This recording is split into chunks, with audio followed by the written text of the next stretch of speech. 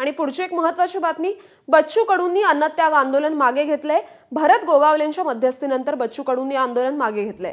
सरकार दिव्यांग बांधवांसाठी सकारात्मक विचार करून योग्य निर्णय घेईल असं त्यांचं मत आहे। मंत्री गोगावले यांचं बच्चू कडू असं आश्वासन बच्चू कडू यांना दिलं आहे।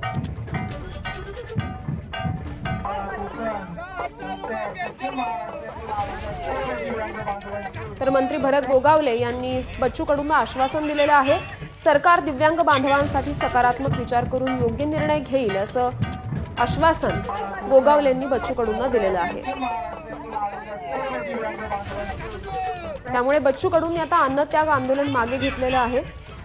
भरत गोगावले यांनी मध्यस्थी करून सरकार दिव्यांगांबाबत सकारात्मक निर्णय घेईल असं आश्वासन दिलेलं आहे। आपले प्रतिनिधी गणेश महाप्रळकर सध्या आपल्या सोबत आहेत। गणेश, बच्चू कडूंनी आता आंदोलन मागे घेतलंय। नक्कीच श्रुती, आपण बघितलात तर मागील 3 दिवसांपासून प्रहारचे अध्यक्ष आणि माजी आमदार बच्चू कडू हे किल्ले रायगडच्या पायथ्याशी असणाऱ्या पाचाड येथे अन्नत्याग आंदोलनासाठी बसले होते आणि त्यानंतर दिव्यांग बांधवांसाठी असणारे अनेक जे प्रश्न आहेत त्या प्रश्नांच्या ज्या मागण्या आहेत त्या पूर्तता होण्यासाठीच सरकारला धारेवर धरण्यासाठी त्यांनी हे आंदोलन पुकारलं होतं।